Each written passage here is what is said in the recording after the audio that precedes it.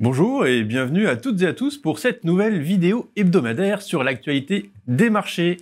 Alors une actualité des marchés qui est bien évidemment tirée par l'investiture de Donald Trump, donc qui est maintenant le 47e président des États-Unis, un deuxième mandat donc, avec une investiture, on va dire, avec un show à l'américaine et des messages qui sont propres à son discours de campagne, très axé sur l'Amérique First, America First, sur Make America Great Again. On est vraiment sur un discours très dynamique et les thèmes de campagne ont été repris comme l'immigration, comme la dérégulation, comme l'augmentation des tarifs douaniers. Donc vraiment un champ, on va dire, assez fort en termes de discours on va dire, économie américaine. Alors les marchés dans ce contexte-là sont plutôt assez conciliants dans l'ensemble, avec des marchés qui performent bien depuis le début de l'année. Et sur la semaine en particulier, si on regarde les marchés actions, on a des marchés actions qui sont plus en hausse en Europe qu'aux États-Unis, donc ce qui peut paraître un petit peu paradoxal. Mais finalement, une hausse des marchés actions sur la semaine dernière de l'ordre de 1,5% aux États-Unis et de l'ordre de 3,5% en Europe. Alors pourquoi ce décalage ?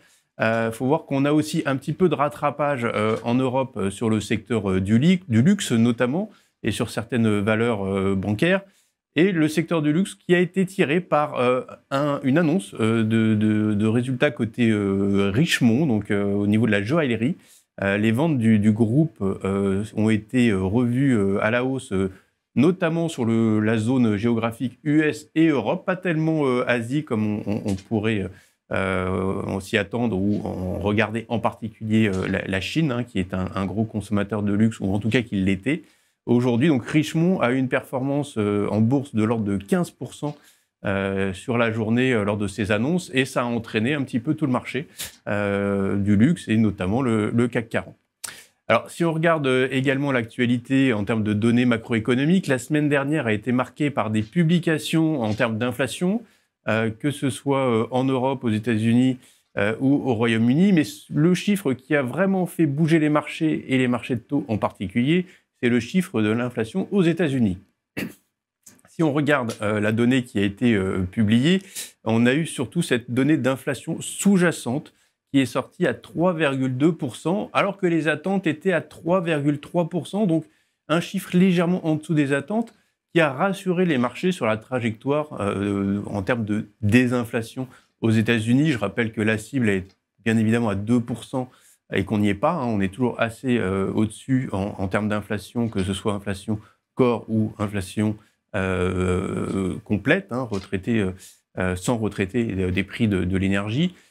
On a cette inflation qui est toujours sur la zone des 3% et qui devrait gentiment baisser, mais en fait les derniers kilomètres sont les plus difficiles à atteindre. Alors cette petite révision par rapport aux attentes a été accueillie favorablement par les marchés de taux, et on a eu un mouvement sur les taux américains notamment assez fort, avec des baisses des taux. Je rappelle qu'au plus haut récemment, le taux 10 ans américain était arrivé sur la zone des 4,80, et à la suite de ces publications, on revient sur la zone plutôt des 4,60. Alors en Europe, c'est pareil. Le Bund a une corrélation très élevée, le 10 ans allemand avec le 10 ans américain, et on a les taux donc allemands qui suivent le mouvement et qui rebaissent également assez fortement d'une quinzaine de points de base par rapport à la semaine dernière, et donc on revient sur la zone des 2,50. Voilà. Si on regarde le marché du crédit maintenant, on a un marché qui est assez dynamique, avec à peu près 70 milliards d'émissions primaires depuis le début de l'année, ce qui est assez important. Donc on est sur, encore une fois, un mois plutôt record en termes d'émissions primaires, des émissions qui se placent très bien, qui sont généralement sursouscrites 3 ou 4 fois, donc ce qui signifie qu'il y a un fort appétit de la part des investisseurs sur cette classe d'actifs. Si on regarde maintenant les données à venir cette semaine, on va avoir les fameux PMI, hein, donc les indicateurs avancés sur la conjoncture, sur la croissance, des PMI donc, qui donneront le là sur justement les futures anticipations en termes de croissance aux États-Unis ou en Europe. Et puis, à noter une réunion de la Banque centrale du Japon en fin de semaine, qui est assez attendu puisque le marché anticipe une hausse de taux d'à peu près 25 points de base. Je rappelle que la Banque du Japon est dans un cycle assez inversé, opposé aux autres banques centrales, puisque c'est l'une des seules banques centrales qui monte ses taux, alors que les autres banques centrales baissent leurs taux. Et d'ailleurs, pour refaire un petit point sur les anticipations de marché sur les banques centrales aux États-Unis, on a des réunions qui sont prévues fin de mois. La Réserve fédérale ne devrait pas baisser ses taux. Et d'ailleurs, si on regarde les anticipations, aujourd'hui, il n'y a pas de baisse de taux complètement anticipée avant cet été, donc pas avant 6 mois. Donc aujourd'hui, c'est vrai que les anticipations de baisse de taux aux États-Unis sont très faibles. Alors qu'en Europe, on a toujours à peu près 4 baisses de taux anticipées pour l'année 2025. Voilà, je vais m'arrêter là.